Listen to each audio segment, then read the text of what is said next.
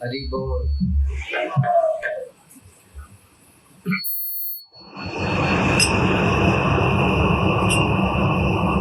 जय राधा माधव कुंज विहारी गोपी जना वल्लभ गिरिवरधारी।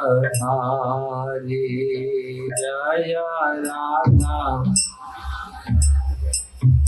कुंज विहारी गोपी जना वल्लभ गिरिवरधारी।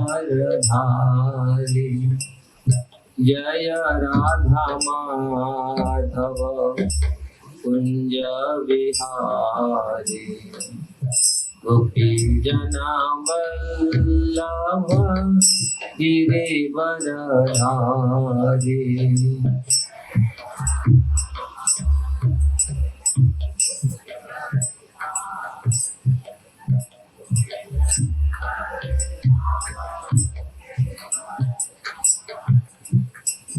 यशोदानंदन ब्रज जनारंजन। यशोदानंद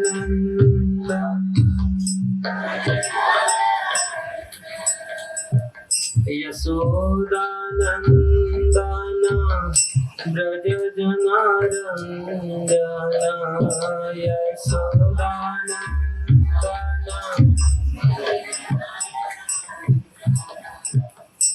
यमुना तीरावनचारी।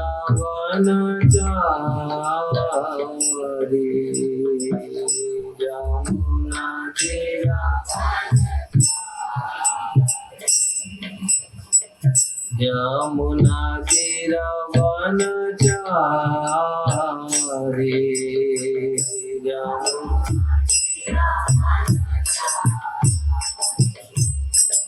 जय राधा माधव कुंज विहारी गोपी जना वल्लभ गिरिवरधारी।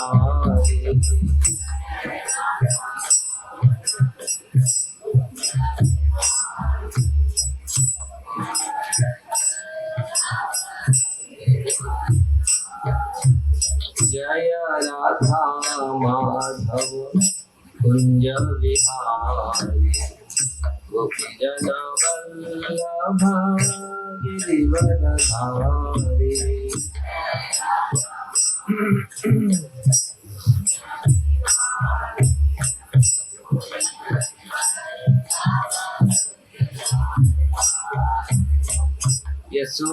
यशोदानंदन ब्रज जनरंजन। यशोदानंदन यशोदानंदन ब्रज जनरंजन। यशोदानंदन यमुना तीरावनचारी।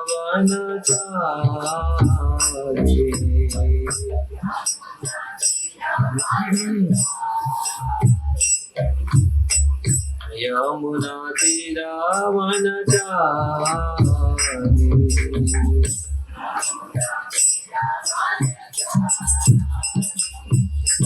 जय राधा माधव कुंज विहारी गोपी जना वल्लभ गिरिवरधारी।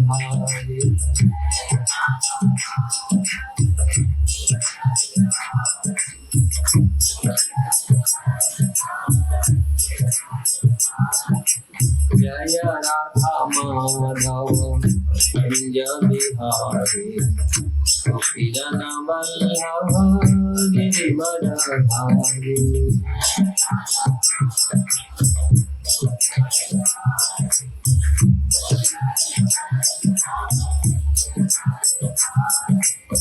यशोदानंदन ब्रज जनरंजन।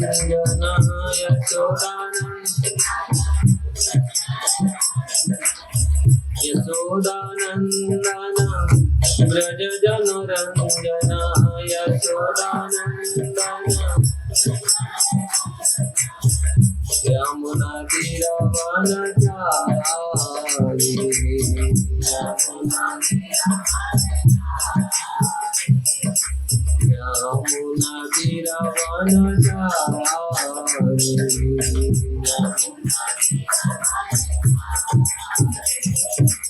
जय राधा माधव कुंज विहारी जन वल्लभ गिरिवरधारी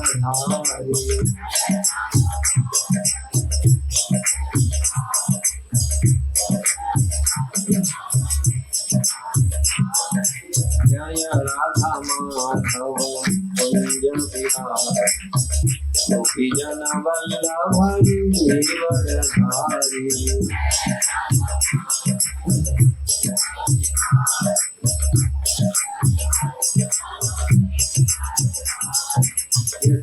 यशोदानंदन ब्रज जनरंजन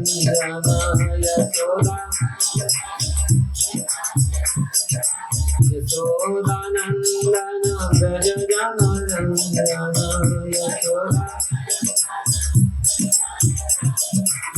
यमुना तीरावनचारी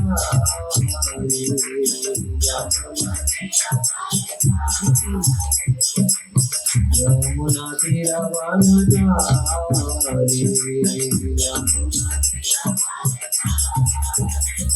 जय राधा माधव कुंज विहारी जन वल्लभ गिरिवरधारी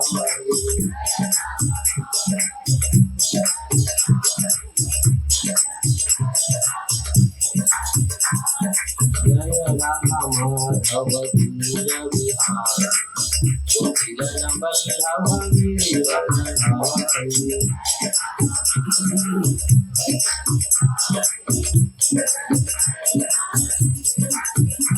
जय राधा माधव राधा माधव राधे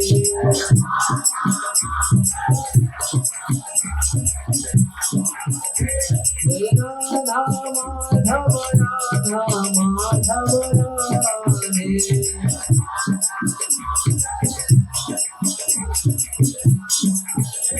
जय राधा श्याम सुंदर राधा श्याम सुंदर राधे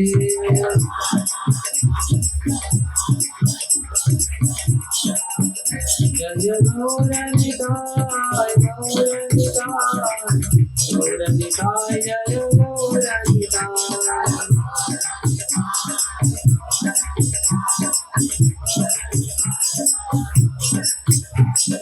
जय जगन्नाथ जय जगन्नाथ जय जगन्नाथ स्वामी जय जगन्नाथ जय जगन्नाथ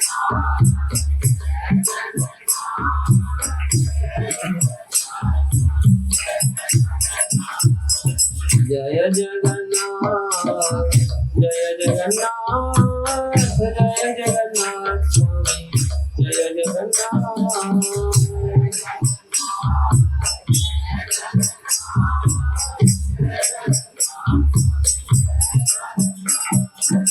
जय बलदेव जय सुभद्रा जय बलदेव जय सुभद्रा जय बलदेव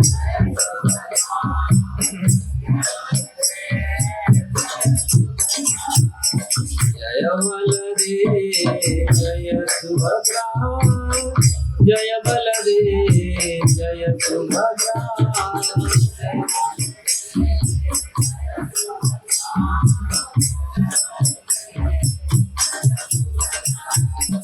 जगन्नाथ स्वामी नयन पथगामी भाव तुमे जगन्नाथ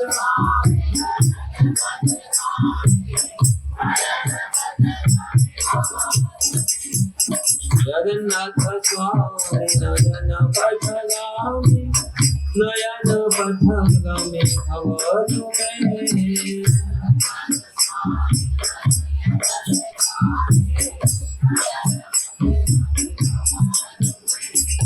जगन्नाथ स्वामी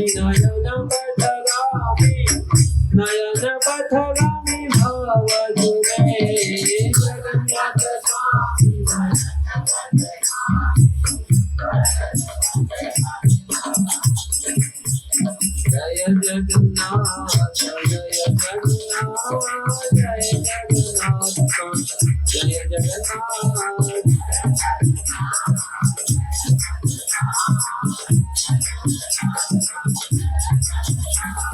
जय जगन्नाथ जय बलदेव जय सुभद्रा जय सुदर्शन जय जगन्नाथ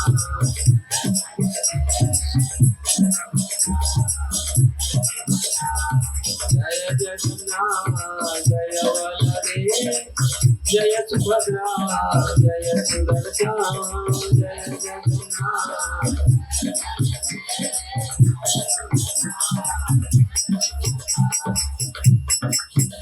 हरि बोल हरि बोल हरि बोल हरि बोल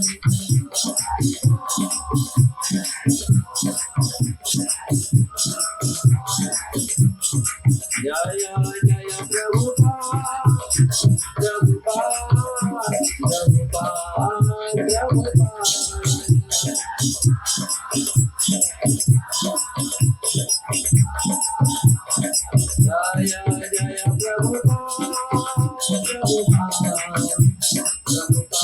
प्रभुपाद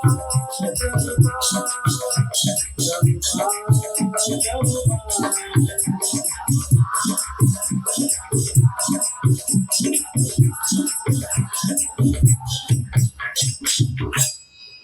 जय श्री राधा माधव की जय। श्री जगन्नाथ बलदेव सुभद्रा सुदर्शन की जय। श्री राधा गिरधारी की जय। श्री गौर निताई की जय। शील प्रभुपाद की जय। समवेत भक्त वृंद की जय। गौर प्रमानंदे हरि हरि।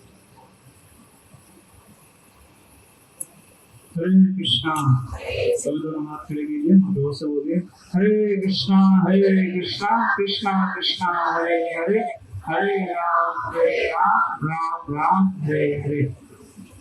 तो वहाँ से ऊपर स्वागत करते हैं 3 दिवसीय कथा के लिए। तो विशेष रूप से स्वागत करेंगे हमारे बीच में उपस्थित सचिव स्वामी महाराज जी का हरि बोल। महाराज का धन्यवाद देते हैं। महाराज का बहुत बिजी शेड्यूल रहता है। महाराज ट्रैवलिंग करते हैं Hong Kong Taiwan China USA UK हर जगह महाराज जाते हैं विजिट करते हैं टीचिंग करते हैं। 1999 में महाराज इस्कॉन के संपर्क में आए थे भुवनेश्वर में। तब से सेवा में रत हैं और बहुत सी सेवाएं महाराज कर चुके हैं। तो 1994 से लगभग 30 साल से महाराज गोवर्धन में ही निवास कर रहे हैं। वहाँ पे हमारा मंदिर है इस्कॉन भक्तिवेदांत आश्रम के नाम से। मुझे महाराज जी प्रेसिडेंट भी थे। तो 2017 में महाराज ने संन्यास दीक्षा ली है और महाराज इनिशिएटिव स्पिरिचुअल मास्टर भी हैं, दीक्षा गुरु भी हैं और अलग अलग जगहों पे भ्रमण करके महाराज प्रचार करते हैं। हमारा बहुत सौभाग्य है कि महाराज के मुख से हमें कथा सुनने का मौका मिला है। तो आप उससे निवेदन है कि अपने मोबाइल फोन को साइलेंट कर दीजिए, स्विच ऑफ कर दीजिए, कथा में कोई भी और करना है। तो एक बार जोर से हरे कृष्ण आमंत्रण होकर महाराज को फिर से स्वागत करते हैं।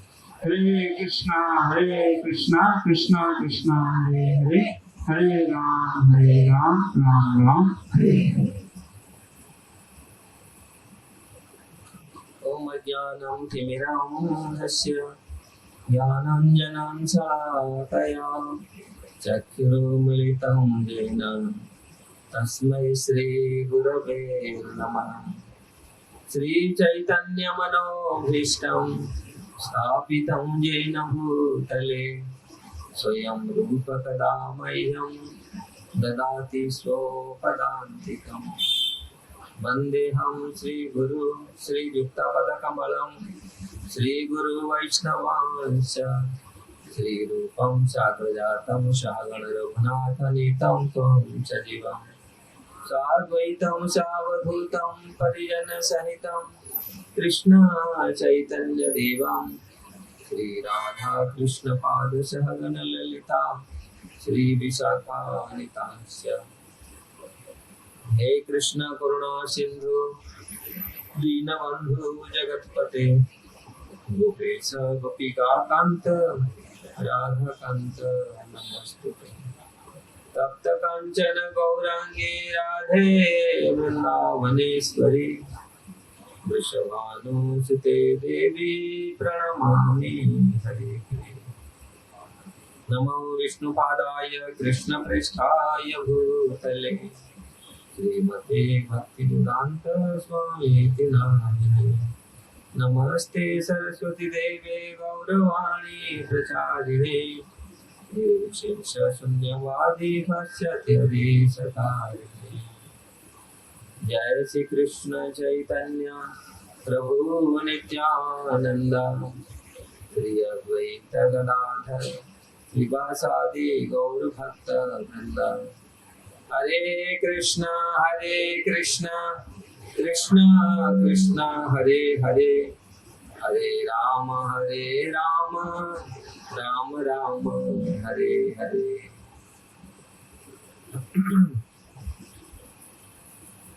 हरे कृष्ण।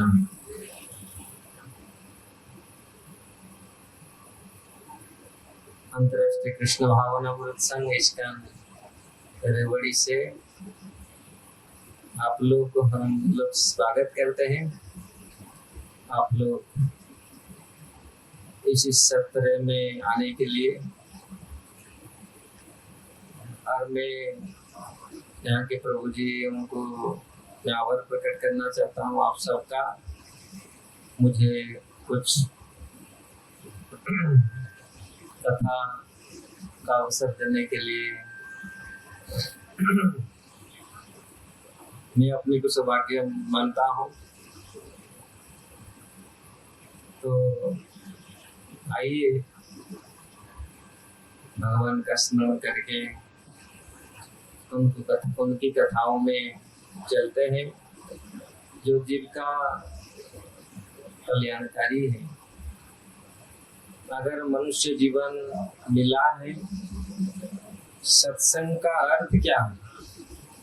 अगर सत्संग में बैठ करके भगवान का कथाओं को सुन करके उनको चिंतन नहीं करते, उनका मनन नहीं करते, भूल जाते हैं, यही कथा सुनेंगे फिर भूल जाएंगे। सत्संग का अर्थ है, प्रभुपाद जी के गुरु महाराज भक्ति सिद्धांत सरस्वती ठाकुर कहा करते थे, सत्संग का अर्थ है जो कथा हम सुनते हैं उसके जाके विचार करना चाहिए, मनन करना चाहिए।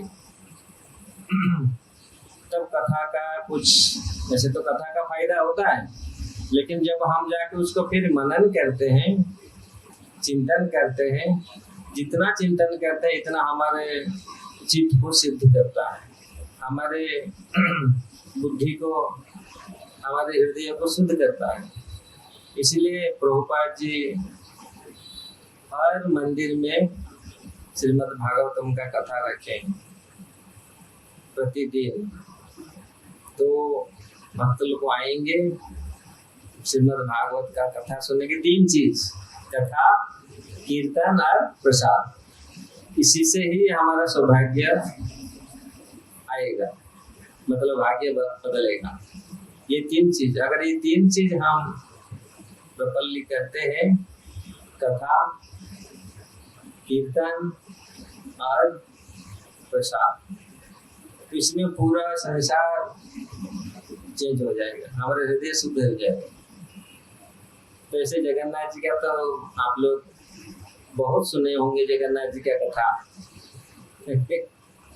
लेकिन मैं जगन्नाथपुरी से हूँ, मेरा जो जन्म स्थान है पुरी है, इसलिए कहाँ से शुरू करूँ कथा सोच रहा हूँ, क्योंकि जगन्नाथ जी का कथा बड़ा रहस्य है।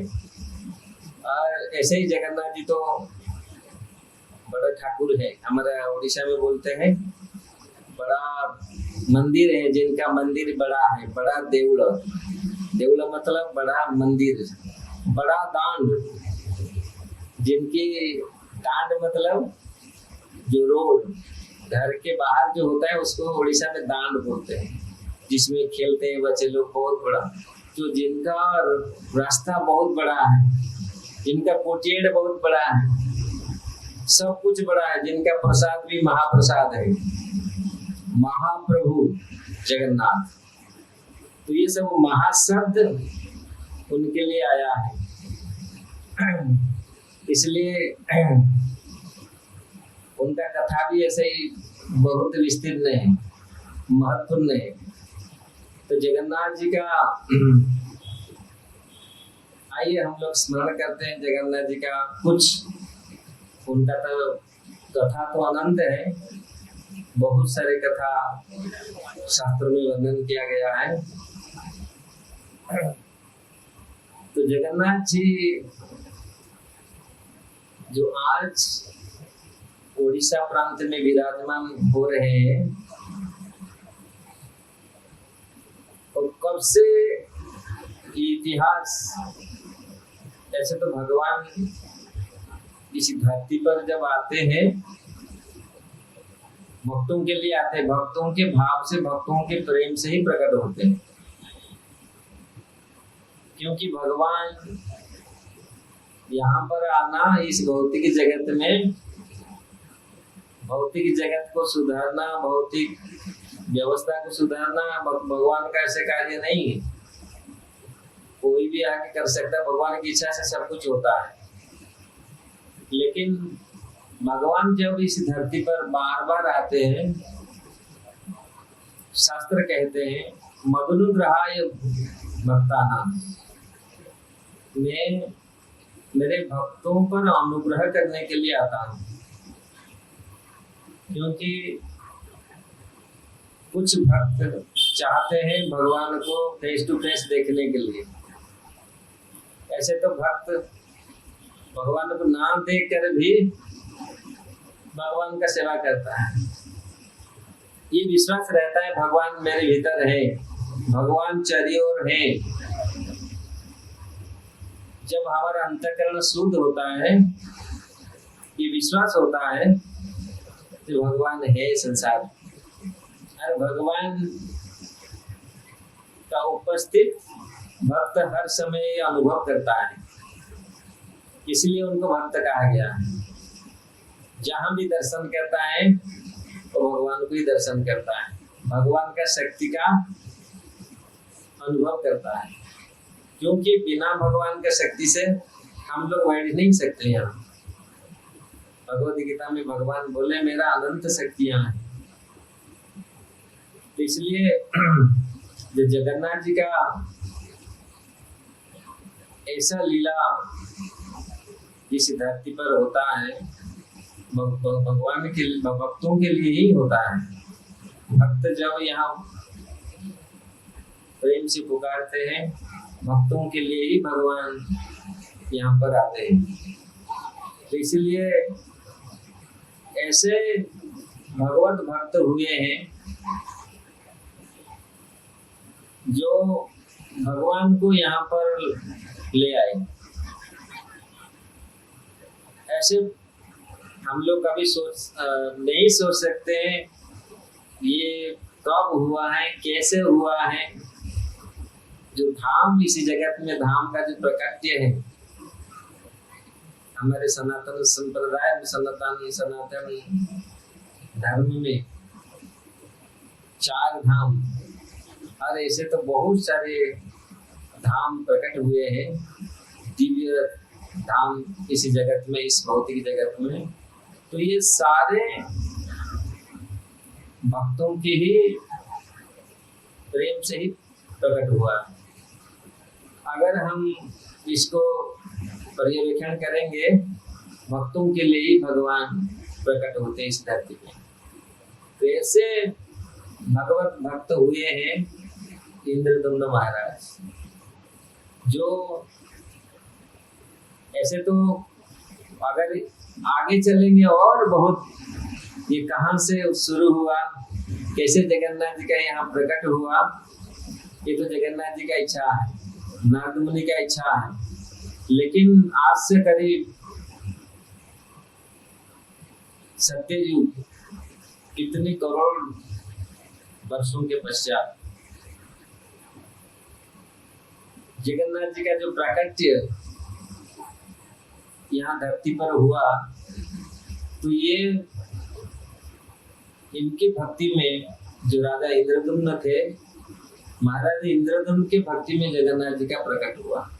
जगन्नाथ जी का ऐसे तो जगन्नाथ जी के रूप में ब्रह्मा जी का 50 साल, ब्रह्मा जी का अगर वो उम्र 100 साल होता है, एक दिव्य जीव का 100 साल, 100 दिव्य जीव। ब्रह्मा जी का जीवन बहुत बड़ी है। 50 साल में जगन्नाथ जी नीलमाधव के रूप में रहते हैं और ब्रह्मा जी का 50 साल वो जगन्नाथ जी के रूप में दर्शन कर देते हैं। तो नीलमाधव के रूप में जब वो नीलांचल निवासाय नित्याय परमात्मने बलभद्र सुभद्रायाम जगन्नाथाय ते नमः। ये नीलांचल जो जगन्नाथपुरी का दूसरा नाम है, नील पर्वत के ऊपर उनके स्थान है। अरे वहां पर कैसे जगन्नाथ जी का प्रकट हुआ, ये अद्भुत लीला है। जब जगन्नाथ जी स्वयं नीलमाधव के रूप में पूजित होते थे, आज से बहुत साल पहले, तो नीलमाधव जो विग्रह है, आप लोग सुना होगा, नीलमाधव चतुर्भुज नारायण रूप है भगवान का। और इतनी वो जो रूप था, वो जो विग्रह थे, वो मणि में विग्रह, मणि समझ रहे हैं ना। तो राजा इंद्रद्युम्न का इच्छा हुआ, वो भगवत भक्त थे, उनके मन में इच्छा था भगवान को डायरेक्ट दर्शन करें। वो अपने राज्य में वो अवंती के थे। अवंती कहाँ समझ रहे? अवंती आज जो उज्जैन है, उज्जैन के आसपास। तो उनका इच्छा हुआ जगन्नाथ जी को मैं भगवान को साक्षात दर्शन करना चाहता हूँ। तो ऐसे राजा बहुत धार्मिक थे, उनके राज्य में ऐसा बहुत सारे व्यवस्था थी साधु और संतों को सेवा करने के लिए, और खास करके उनके महल में। तो उन्होंने सुना एक साधु उनके महल में आए और ये बोल के गए, राजा का जो इच्छा था, इंद्रद्युम्न महाराज का जो इच्छा था, मैं भगवान को डायरेक्ट दर्शन करना चाहता हूँ। तो उन्होंने बोला, अगर आप चाहते हैं ऐसा, भगवान आज भी विराजमान है जगन्नाथपुरी में और नीलमाधव के रूप में। तो लेकिन उस समय ऐसा वो जगह कहाँ है, किधर है, क्योंकि वो कम से कम 1,500 किलोमीटर उज्जैन से उड़ीसा, तो मालूम नहीं है कहाँ पर है। लेकिन इतना बात बोल कर वो चले गए, क्यों भ्रमण कर रहे थे, सारे तीर्थों का भ्रमण कर रहे थे, इसीलिए वो वहां से निकले गए। तो राजा के मन में ये इच्छा हुआ, जगन्नाथ जी का कैसे, वो नीलमाधव का दर्शन कैसा होगा। तो उन्होंने बहुत सारे लोगों को भेजा, इसका पता करो कहाँ है वो नीलमाधव, भगवान का ऐसे विग्रह। तो ये बड़ी कथा है, मैं जाना पूरी डिटेल नहीं, डिटेल जाएंगे तो बहुत समय लगेगा। आज लोग के पास ऐसे पेशेंस नहीं है पूरी कथा को डिटेल सुनने के लिए। मैं देखा हूँ लोग, क्योंकि जब भगवान का दर्शन, आज से 40-45 साल का घटना है, हम लोग छोटे छोटे थे, हम जगन्नाथपुरी गांव से जाते थे चल के, लोग बहुत सारे लोग चल के जाते थे। आज जगन्नाथ जी का कम से कम कोई 1 दिन 2 दिन 3 दिन 4 दिन 5 दिन 6 दिन चल के बहुत दूर से आते हैं। जगन्नाथ जी का मंदिर मंदिर मंदिर दर्शन करके, उनका नील चक्र को दर्शन करने के बाद ऐसा भाव विभोर होते थे। मैं स्वयं आंख में देखा, लीला नील चक्र को देख लिया, पतित पावन जो फ्लैग है, जो झंडा है, उसको पतित पावन कहा जाता है, और उनका दर्शन रो पड़ते थे पूरे। क्यों? क्योंकि वो चलते थे जगन्नाथ जी को चिंतन करके, और हम चलते हैं, उनका शरीर पीछे चलता था, मन पहले चलता था। अभी हमारा मन पीछे है, शरीर तो आ गया, यहाँ कथा में तो शरीर बैठा है, यहाँ तो शरीर आ गया, लेकिन मन घर में है। तो उस समय आप देखिए, जब कोई हम सतत भगवान का चिंतन कर करके चलते, कैसे जगन्नाथ जी होंगे, कृष्ण कैसे होंगे। वृंदावन जो आते थे दर्शन करने के लिए, वृंदावन जाते थे लोग पैदल में, लोग सोचते थे अभी ट्रेन हो गया, प्लेन हो गया, सब कितनी फर्स्ट क्लास व्यवस्था है, लेकिन मन हमारा अभी स्थिर नहीं है। शरीर तो आ जाता है जल्दी, लेकिन मन भी अभी पड़ा है वही। इसलिए जो वास्तविक भगवत दर्शन में जो फल, वो हमको मिलता नहीं। जैसे अभिभूत होना चाहिए भगवान को दर्शन करके, जो भाव प्रकट होना चाहिए वो भाव प्रकट नहीं होता। कारण यही है, क्योंकि मन युक्त नहीं है। तो इस प्रकार जब ऐसे भगवत भक्त हुए हैं जो चलते हैं, तो इसी प्रकार राजा का इच्छा था मैं ऐसे भगवान को साक्षात दर्शन करूं, और ऐसा हुआ। उन्होंने भेजा, जो विद्यापति करके एक ब्राह्मण थे, तो उन्होंने ऐसा गए, जा करके पहुंचे उस जगह में। अभी जो जगन्नाथ जी का मंदिर, वो सारे जंगल था, वो जंगल के भीतर वो जो अभी जगन्नाथ जी का जो मंदिर है, वो पहाड़ के ऊपर है, वो नीलांचल पर्वत था। लेकिन वहां पर जो वासी लोग रहते थे, वो वहां का निवासी थे, वो मूल निवासी वहीं के सवर के थे, सवर।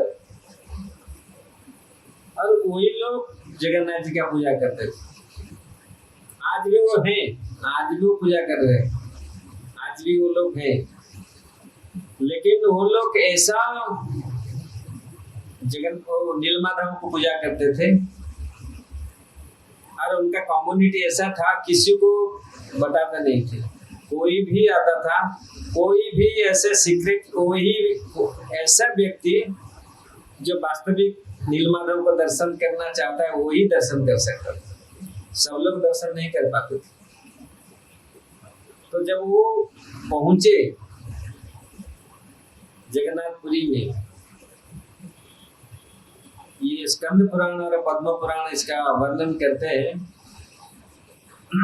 शाम का समय था, वो जगन्नाथपुरी में पहुंचे।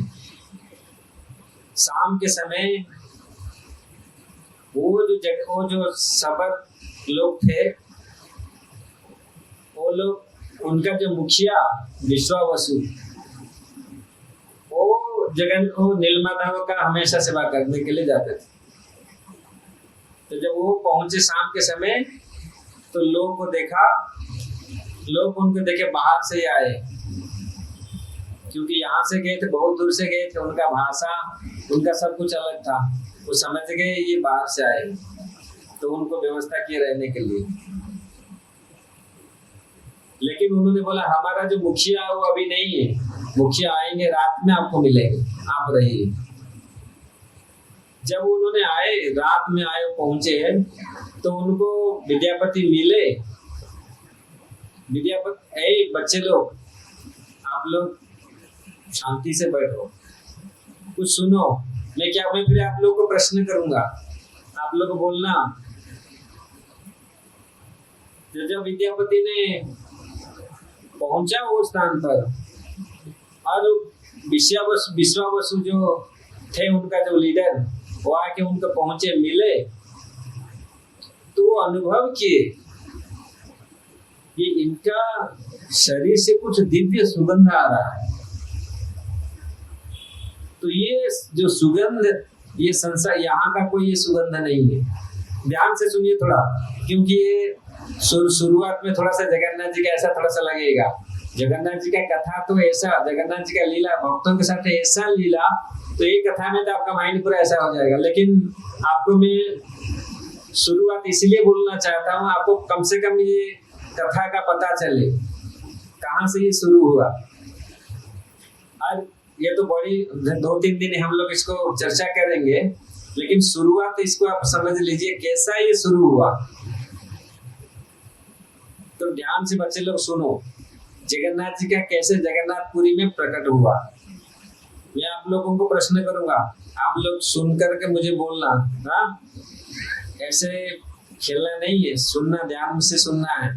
हम लोग जो बच्चे थे ना, जैसे ऐसे गांव में कथा होता था, अभी तो आपको पूरा फर्स्ट क्लास मिल जाता है, आपको ये पूरा लगाया।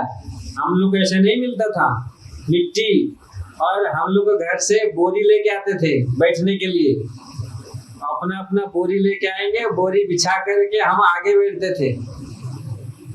आप लोग के लिए तो देखो कूलर, पंखा सब कुछ लगा हुआ है। हम लोग आज 45-50 साल का, मैं 45 साल का बात बोल रहा हूँ, हम लोग घर से बोरी लेके आते थे और बच्चे लोग आगे जाके बैठते थे। कोई झगड़ा नहीं, ध्यान से सुनते, जो कुछ समझ में आता था उसको समझते थे, और समझ में नहीं आता था सो जाते थे वही। लेकिन कभी डिस्टर्बेंस नहीं करते थे। ऐसे बहुत सारे बात आएगा आपको समझ में, ध्यान से आप सुनेगा तो आएगा समझ में। क्योंकि आप लोग तो बहुत, you are all are good students, good boy and good girl. तो विश्वावसु ये विद्यापति अनुभव किए, ये जो व्यक्ति है इनका शरीर से ऐसे दिव्य सुगंध कहाँ से आ रहा है। ये दिव्य सुगंध कोई आजकल लोग क्या अपने इतर लगा देते हैं शरीर में, सेंट पाउडर क्या क्या सब। लेकिन ये जो सुगंध, ये दिव्य सुगंध इसी लोग का नहीं है, ये कोई दूसरी लोगों का है, ये इधर का नहीं है। तो उन्होंने वहीं से अनुभव किया, ये व्यक्ति भगवान के साथ कुछ ना कुछ इनका संपर्क है। तो थोड़ा सा ये भी समझ गए। हम लोग देखो, यही है भक्त, यही है भक्ति। अगर हमारे हृदय में भक्ति होगा तो हम ठीक रास्ता को चुनेंगे। अगर भक्ति नहीं होगा तो रावण का रास्ता चुनेंगे। समझ में आ रहा है ना? भगवान को पाने के लिए, सीता देवी को पाने के लिए, भगवान रामचंद्र को पाने के लिए 2 रास्ता है, एक सत रास्ता, एक असत रास्ता, है ना। सीता माता किसी का प्रतीक है। थोड़ा सा रामायण में चलते, क्योंकि शास्त्र को समझने के लिए थोड़ा सा फिलोसफी जरूरत है।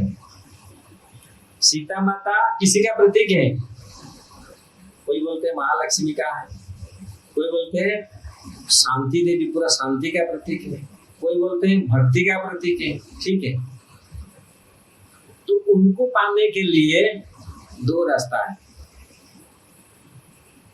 भगवान राम पूरी वानर सेना जिस रास्ते में गए सीता को मिले, रामायण ये कहता है।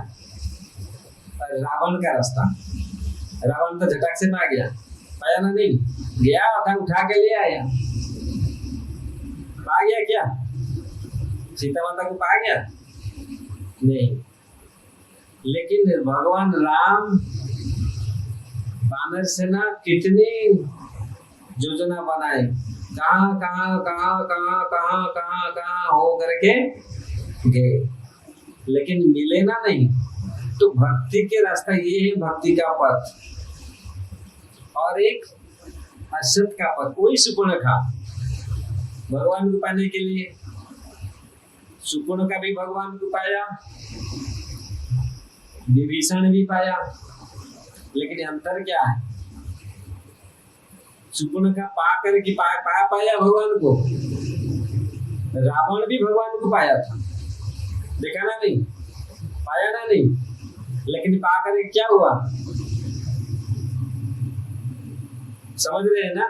भगवान को कैसे मिले, ये भी यहाँ भी कौन पाने के लिए कोशिश कर रहे हैं? राजा इंद्रदुम्न। किसको? भगवान।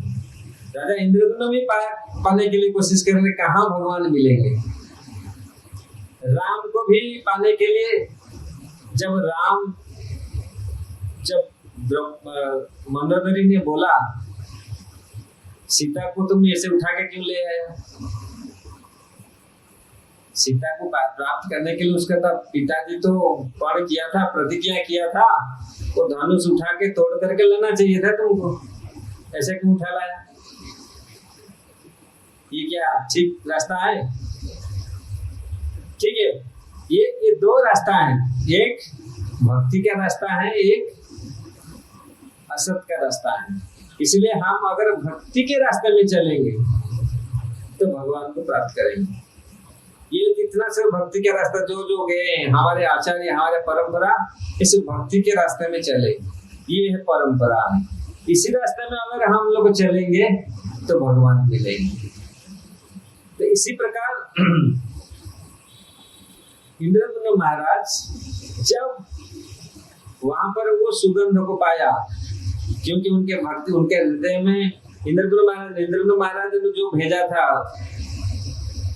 जो ब्राह्मण को भेजे थे विद्यापति, तो विद्यापति ने देखा ये सुगंध यहाँ का नहीं है, ये अलौकिक सुगंध है। तो फिर धीरे धीरे लेकिन वो लोग इतना कट्टर थे, वो कभी कुछ वो लोग बोलते नहीं थे भगवान कहाँ है। वो समझते थे भगवान का ठिकाना बता देगा तो वो ले जाएंगे, वो लोग हमसे चले जाएंगे भगवान। इसलिए कभी वो भगवान का कहाँ भगवान रहते, क्या जगह है, वो किसी को नहीं बोलते थे। तो विद्यापति को पता चल गया ये कुछ ना कुछ इसके संपर्क ये इस व्यक्ति में है। तो उसी के लड़की था ललिता, तो उसके साथ धीरे धीरे संपर्क किया। लास्ट में उनको भी विवाह किया। विवाह करने के पश्चात भी वो लोग इतने भगवान के लिए इतने डेडिकेटेड थे, भगवान की सेवा के लिए इतने डेडिकेटेड थे, लेकिन किसी को डिस्क्लोज नहीं करते थे, किसी को नहीं बताते थे। लेकिन भक्त भी तो ऐसा, वो भी दृढ़ संकल्प है। लास्ट में विद्यापति बोले तुम्हारा पिताजी सुबह सुबह कहाँ चले जाते हैं और रात में आते हैं, मुझे बताओ। तो मैंने बताया ऐसे भगवान है, नीलमाधव है। वहाँ कई महीने रहने के पश्चात हम लोग क्या सोचते हैं, तुरंत भगवान चाहिए, तुरंत भगवान। हम लोग अभी बोलते कहाँ भगवान दिखा दो। लोग पूछते महाराज भगवान का दर्शन हो गया, आपका दर्शन हो गया। आज भी लोग ऐसे बोलते हैं आकर के, कितनी बार आप दर्शन कर लिया। इस प्रकार भगवान का दर्शन करने के लिए कितनी कष्ट जरूरत है, कितनी समय चाहिए।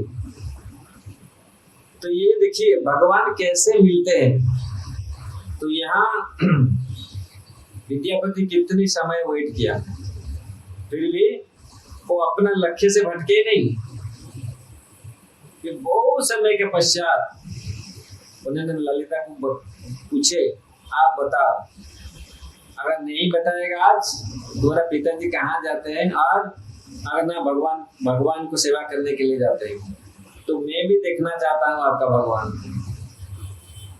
तो ये संभव नहीं है। तो बोला ये संभव नहीं है, बाहर के लोग हम भगवान को दिखाते नहीं, जो हम चाहते हैं दर्शन करने के लिए। मैं तो बाहर का नहीं है, मैं तो आपका घर का हो गया, मैं तो जमाई हूँ, आपका पूरी यहाँ का परिवार का व्यक्ति हूँ, मुझे नहीं दिखाएंगे। फिर बहुत कष्ट से उसमें शास्त्र में स्कंद पुराण पद्म पुराण में वर्णन किया गया है। विद्यापति ने पूरी बोला, ऐसा थोड़ा बहुत नाटक किए, अगर नहीं करेगा मैं तो आत्महत्या कर लूंगा, अगर जगह भगवान का दर्शन नहीं कर। तो लास्ट में उन्होंने बोला ठीक है।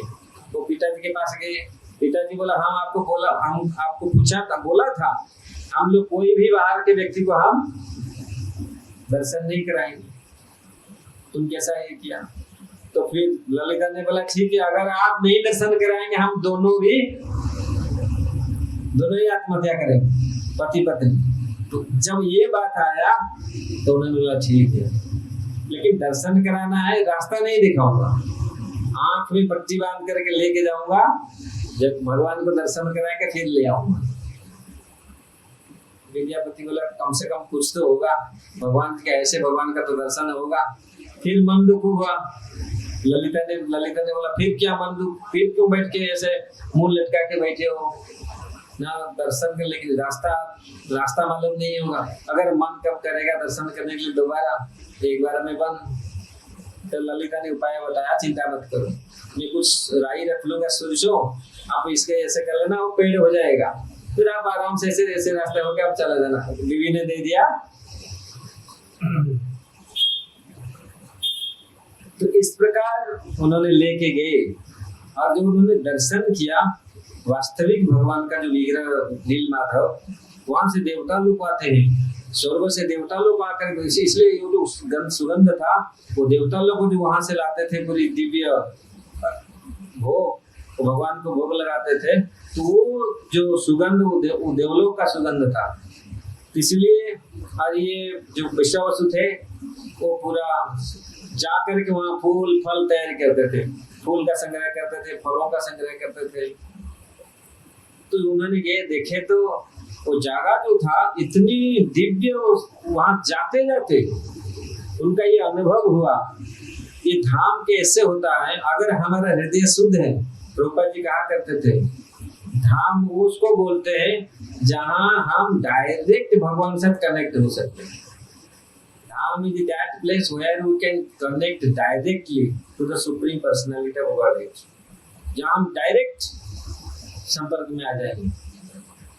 तो इस प्रकार जो धाम, अगर हम शुद्ध हैं, हमारा पाँव पड़ते पड़ते हमको लगेगा ये, लेकिन आज अशुद्ध है, हमारा अवस्था बहुत शोचनीय है, इसलिए धाम में जाकर हम सब बुरी चीज देखते हैं। धाम का जो भाव तो प्रकट नहीं होता। भक्तिविनोद ठाकुर बोलते हैं धामेर स्वरूप स्फुरी बनयने हई बराधार दासी। धाम का स्वरूप जब हमारा प्रकट होगा, स्फुरित होगा हमारे हृदय में, तब हम राधा रानी का दासी बनेगा। तो इस प्रकार जब धाम, तो ये धाम का जो जब उन्होंने वहां पर पहुंचे वो जगह में, आज भी जगन्नाथ जी के मंदिर, आपका हृदय शुद्ध, आप जाओ भीतर, इतना एनर्जी है।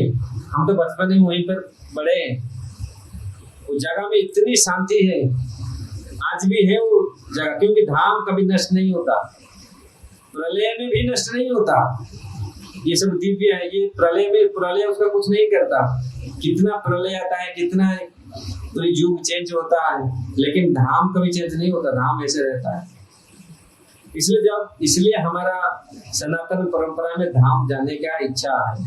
लोग बोलते क्यों, अरे धाम में क्या रखा है, भगवान ने क्या रखा है, चलो दार्जिलिंग चलो, गोवा चलो, अमेरिका चलो, वहां लोग जाते हैं घूमने के लिए, लेकिन धाम बहुत कम लोग, दिल्ली के लोग गोवर्धन में आए नहीं।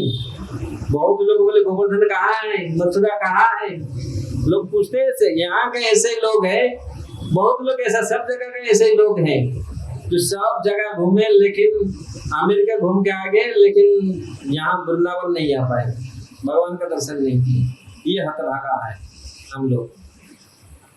इस प्रकार जब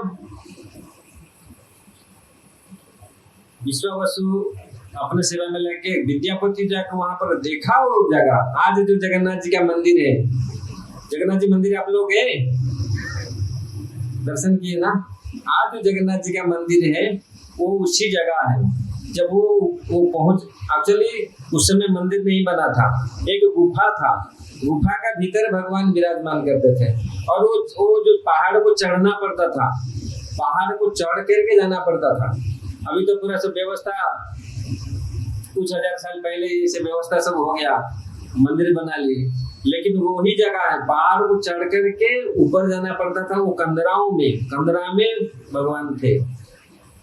और वहाँ वो आज भी जो बट वृक्ष है, जो बरगद पेड़, वो उसी समय से है। वो स्कंद पुराण में आज वर्णन है। स्कंद पुराण बट वृक्ष के पूर्व में वो जो विग्रह थे, उसके दक्षिण में नरसिंह देव का मंदिर और एक छोटा सा पुष्करणी था, जो रोहिणी कुंड। पुष्करणी समझ रहे? तालाब, कुंड। पुष्करणी संस्कृत का नाम है। पोखरा, पोखरी ना क्या बोलते हैं, पोखरा ना कैसे बोलते हैं, पोखरा की पोखरी ऐसे। तो वो छोटा सा था वहां पर, उसी में। और वो जो बरगद पेड़, जो बटवृक्ष था, वो विशाल था। तो वो जगह को जाकर के जब वो पहली बार देखे, उनको लगा कि वास्तविक ऐसा दिव्य जगह है, ये साधारण जगह नहीं है। उनका मन में तरह तरह की भगवान के प्रति प्रेम उमड़ने लगा। मतलब भौतिक यही है, भौतिक जगत आध्यात्मिक जगत में अंतर है। ऐसे जगह में जाकर के मन इतनी निर्विष्ट हो जाता है, अगर मन शुद्ध है।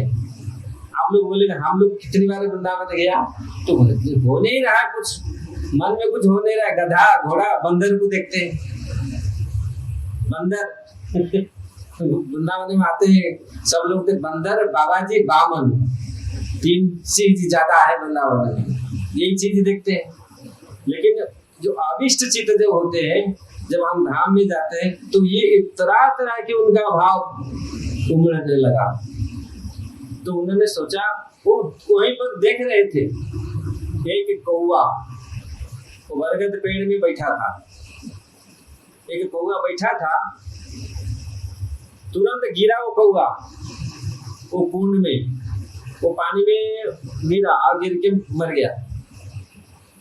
तो देखा मरते मरते मरते वो 4 भुजा रूप धारण किया, चतुर्भुज हो गया। कौवा मर के चतुर्भुज रूप धारण किया और चला गया वैकुंठ। वो देख करके ताजुब हो गए, ऐसा जगह है, ये कौवा गिरा पानी में और 4 भुज। तुमने देख लिया ये जगह साधारण जगह नहीं है। तो बोले ये तो कितना सौभाग्य मुझे मिला है। चल वो चढ़ने लगा वो पेड़ के ऊपर, बोला मैं जंप लगाऊंगा मुंह में भी। आप बच क्या बोलते हैं ना, आप बचने से बात करना, पहले हम बस कूद जाते हैं, शरीर त्याग कर लेते, चले जाएंगे वैकुंठ। और कौन है राजा को ये करेगा, छोड़ो, पहले हम तो अपना कल्याण करें, देखें। तो उन्होंने चढ़ने लगे, चढ़ के उनका इच्छा मैं भी इसमें कूद जाऊं। लेकिन आकाशवाणी हुआ, नहीं, अभी तुम्हारा ये समय नहीं आया, इसमें कूदने का तुम्हारा समय नहीं आया। तुमको बहुत और कार्य करना है, बहुत कुछ सेवा करना है। इस शॉर्टकट में मत करो, अभी शॉर्टकट में मत जाओ। फिर वो नीचे उतर के आए, आकर के देखा हर जगह उसमें बहुत सारे तीर्थ हैं, सब जगह उन्होंने देखा कि साधारण जगह नहीं है। तो इसी प्रकार वो समय ऐसा चला गया, जहाँ दिव्य भाव उत्पन्न होता है ना, जब मन जप में लग जाता है ना, 16 माला क्या 32 माला 64 माला भी हो जाएगा, पता नहीं चलेगा। अगर मन लगता नहीं, एक माला करने में बाबा रे बाप कितनी कठिन, 16 हो गया। तो इस प्रकार जब मन लगता है, भगवान में मन लग जाता है, तो फिर पता नहीं, समय का भान नहीं होता। तो इस प्रकार इसका मन ऐसा लग गया, पता ही नहीं चला। शाम हो गया, फिर वो थे विश्वावसु बुढ़ा बाबा आए, चलो आओ आओ आओ। तो आंख में फिर पट्टी बांध करके फिर वापस ले गए। फिर जब वो पहुंचने के बाद कुछ समय रहे और उनका इच्छा हुआ, क्योंकि मैं जिस कार्य के लिए आया था महाराज ने मुझे भेजे थे, क्योंकि महाराज को ये संदेश देना है, यही वास्तविक साक्षात, उन्होंने साक्षात भगवान का दर्शन किया और वही बहुत अभिभूत हुए, तो रोए, दर्शन किए, प्रार्थना किए, वो प्रसाद भी पाए। तो इस प्रकार इसको कैसे इस संदेश को जाके पहुंचाएंगे महाराज इंद्रद्युम्न के पास, वो सोचने लगे। यहाँ फिर मोह हो गया। अभी यहाँ शादी हो गया, शादी में फिर शायद शास्त्र में वर्णन है ललिता शायद प्रेग्नेंट हो गई ना, ऐसा कुछ है। फिर वो ऐसा पूरा उनका लेकिन उनका जो था संकल्प, तो फिर उन्होंने रातारात छोड़ करके चले गए। फिर आगे अवंती, फिर महाराज को दिया ऐसे जगह है और जहाँ साक्षात भगवान दर्शन देते, साक्षात आप लगेगा साक्षात भगवान खड़े। अब चलिए जल्दी। तो राजा ने पूरी देश में, पूरी राज्य में पूरा घोषणा किया हम लोग जा रहे हैं। सारे प्रजा बोले हम भी साक्षात दर्शन करेंगे। जहाँ जगदीश भगवान का साक्षात दर्शन होता है और साक्षात मुक्ति, आपका दर्शन करते करते आपको मुक्ति मिलता है, देर नहीं है। इसलिए आप तो सारे लोग बोले हम भी चलेंगे। सारे लोग, उनका सेना, सब लोग चले। समय लगा लेकिन सारे लोग, राजा ने सब लोगों को लेके चले। जब राजा जाके पहुंचे, जो संकल्प लेके पहुंचे उस जगह में पहुंचे नहीं थे। राजा को क्योंकि सेना और सब कुछ आने लाने के लिए बहुत समय लगेगा, तो उन्होंने रानी और राजा को गुप्त, क्योंकि देखे थे वो जगह, तो उन्होंने गुप्त स्थान से होकर के, रास्ते में होकर के उन्होंने ले गए। तो लेके गए तो देखे तो वो वहां पर और विग्रह नहीं है। क्यों नहीं है मालूम है आप लोग को ना? आप लोग जगन्नाथ जी का कथा सुना होगा तो आपको मालूम होगा। कुछ दिन पश्चात भगवान बोले थे सबको, मेरा ये समय आ गया, अभी जगन्नाथ जी के रूप में मैं आऊंगा। अभी मेरा ये नीलमाधव रूप यहीं से लुप्त हो जाएगा, मैं अंतर्ध्यान हो जाऊंगा। तो वो अंतर्ध्यान हो गए। वो लोग जाके देखे तो वहां वो विग्रह नहीं है। बहुत रोए। राजा ने बोले मैं आया, मैं कितनी हतभागा हूँ। विद्यापति तुम तो दर्शन करके गया था यहाँ, लेकिन मैं आते आते भगवान का अंतर्ध्यान भगवान हो गए। लेकिन फिर राजा ने बहुत अनुताप किया, मैं आया, लेकिन जब इतनी दूर जाते हैं, जब दर्शन नहीं होता कितनी लगेगा। लेकिन भक्त को भगवान भूलते नहीं, ना भगवान भक्त को भूलते। तो तुरंत आकाशवाणी हुआ, नहीं, मेरा तो जो रूप नीलमाधव रूप अभी तिरोहित तो हो गया, मैं अंतर्ध्यान हो गया, अभी मैं जगन्नाथ जी के रूप में आऊंगा। और जगन्नाथ जी के रूप में आऊंगा कैसे ना, बहुत बड़े बड़े 3-4 लकड़ी के रूप में मैं आऊंगा समुद्र में। तो आप धीरज रखो, आपका बहुत सेवा आप करना है, मैं आपको बुलाया है इसलिए आपका बहुत सारी सेवा करना है, इसलिए आप पेशेंसलेस मत हो। फिर वहाँ शास्त्र में वर्णन है, वो जाकर के विश्वावसु को पकड़े और उसको, कोई शास्त्र में से वर्णन है, उसको जाके जेल में रखे। कोई बोलता है नहीं, विश्वावसु और ललिता परिवार कहाँ गए, क्योंकि वो भी इतनी दुखित थे। जो नीलमाधव अंतर्ध्यान हो गए, वो लोग भी इतना दुखित हुए। वो लोग भी कहाँ जंगल के पेड़ के नीचे कहाँ बैठ करके मतलब शोक में डूब गए। कोई देखा नहीं, पाया ही नहीं, कहाँ हो गए, बाप और बेटी कहाँ गए, उनको किसी को मिला। तो इस प्रकार आए सारे सैन्य सबको लेकर आके राजा गए समुद्र में, जहाँ जगन्नाथ जी का प्रकट। आज भी वो जगह है समुद्र में जहाँ वो जो लकड़ी के रूप में भगवान आए थे, और इतनी विशाल लकड़ी था, समुद्र में पूरी भास रहा था। तो जब उन्होंने सोचा मैं वो लकड़ी को ले आऊंगा, सारे सैनिक को लगाया, वो लकड़ी को 1 इंच भी घुमा नहीं पाए, इतनी वजन। उन्होंने हाथी लगाया, घोड़ा लगाया, पूरी सैनिक को लगाया, वो लकड़ी को उठा के ला नहीं पाया। तो फिर दुखित हुए, ये क्या, एक देखो भक्ति एक स्टेप के बाद एक परीक्षा होता है, भक्तों का एक स्टेप के बाद, और भक्त जितने स्टेप परीक्षा दे करके चलते इतने आनंद होते हैं, इतनी सक्सेस होते हैं, इतनी सफलता लाभ करते हैं। ऐसे नहीं हम लोग कुछ परीक्षा नहीं दिए, केवल तुरंत रावण की तरह राम भी मिल भी गए लेकिन पहचान नहीं पाए। इसलिए उनका फिर मन दुखित हुआ। फिर जगन्नाथ जी फिर बोले चिंता मत करो, नारद मुनि को भेजे। नारद मुनि आए, नारद मुनि बोले सत्ययुग का घटना है। नारद मुनि आकर उनको बोले चिंता मत करो, अभी जिनके भक्त हैं यही उनको लाएंगे। तो कौन इनका भक्त है ना, वो बाप और बेटी, उनको बुला। वो कहाँ है, हम तो उनको देख रहे हैं, कहाँ उनको मिल नहीं रहा, वो कहाँ पर गए हमको मिल नहीं रहा।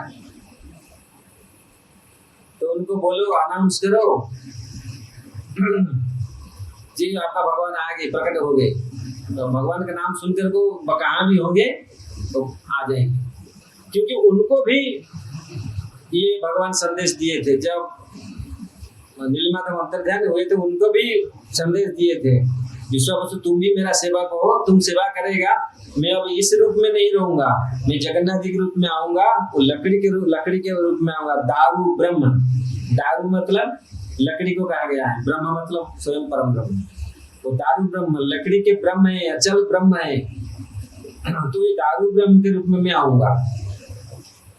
तो जब उन्होंने अनाउंस किया भगवान आ गए, भगवान आ गए, तो ये दोनों बाप और बेटी दोनों कई महीने तक तो खाए पिए नहीं थे, और जब वो देखे तो वो सोचे, ये लगे ये 2 भूत, पूरा इसके लिए उनके शरीर में कुछ है नहीं था, लेकिन हड्डी लेकिन भगवान का नाम सुनकर के उनके शरीर में प्राण आ गया। और वो पेड़ के नीचे, कहाँ पेड़ में बैठे थे, फिर वहां से निकल के भागे। सब लोग देखे थे, सब लोग देख रहे, ये क्या, कोई उनके लोग किसी लोग पहचान नहीं पाया। नारद ने बोले देख यही दोनों बाप बेटी, ये विश्वावसु और ये ललिता, ये दोनों है।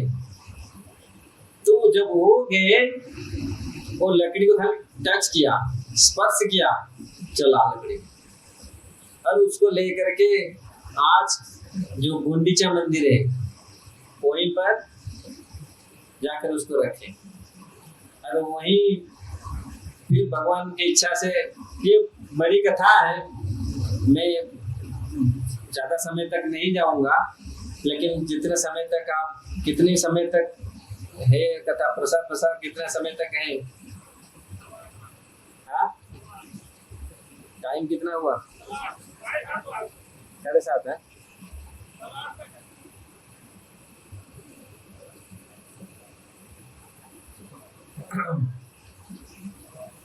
तो जगन्नाथ जी का फिर वहाँ बहुत सारे आनंद से, बहुत, क्योंकि जगन्नाथ जी का रूप बन लेना है, वो लकड़ी में जगन्नाथ जी को बनाना है, मतलब भगवान का रूप देना है। बहुत सारे मिस्त्रियों को बुलाया राजा, एक्सपर्ट मिस्त्री। भगवान को कोई बना सकता है? कोई बोलता है कैसा बनाया, अरे भगवान जो स्वयं बनते हैं वही बनते हैं, भगवान को कोई नहीं बना सकता। तो बहुत मिस्त्री, जगत से बहुत सारे लोग आए, वो लकड़ी को, वो क्या उसको बोलते हैं, छिल क्या उसको, मतलब उसको कुछ इतना भी काट नहीं पाए, इतना वो लकड़ी इतना कठिन था। तो और बनाएंगे कैसे मूर्ति? हरि बोल बच्चे लोग, अभी जब कहाँ पर हम लोग हैं, जगन्नाथ जी की कथा सुन रहे हैं, हाँ ध्यान से आप लोग नहीं सुन रहे। देखो ये कैसे ध्यान से, ये छोटे प्रभु कैसे सुन रहे हैं, आप लोग सुनो ऐसे, हमारे छोटे प्रभु कैसे सुन रहे हैं बैठ करके ध्यान से। हिंदी समझ में आ रहा है ना? नहीं समझ में आ रहा है ना? बैठो आराम से सुनो। अभी पूछूंगा, लास्ट में आप लोगों को पूछूंगा मैं, आपको बोलना पड़ेगा, फिर आपको प्रसाद मिलेगा, प्राइज मिलेगा। जो आंसर देगा जो उसको प्राइज मिलेगा। तो जगन्नाथ जी का फिर वहां बहुत राजा का फिर सबका मन दुख हुआ। ये ऐसा है, इसमें तो कोई कुल्हाड़ी नहीं चला सकता, कुछ हथियार कुछ चला नहीं सकता, ये कैसे भगवान का इसमें स्वरूप बनाएंगे हम? फिर दुखी हो गए। फिर ऐसा ही सोच रहे थे कैसा जगन्नाथ जी का इच्छा, भगवान का क्या इच्छा है। फिर एक बूढ़े आए, इतना बूढ़े कांप रहे, स्वयं भगवान आए। भगवान को कौन बनाएगा? साधारण लोग कोई बना सकता है भगवान को? तो स्वयं आए अनंत महाराज। बोलो पूछा आपका नाम क्या है? ना अनंत। अनंत नाम है भगवान का, नाम है अनंत। अच्छा ना, मैं बना लूंगा, लेकिन मेरा एक शर्त है। शर्त क्या है? मैं कुछ टाइम लूंगा, 20-21 दिन में पूरा मैं बना लूंगा। 21 दिन तक आप पूरा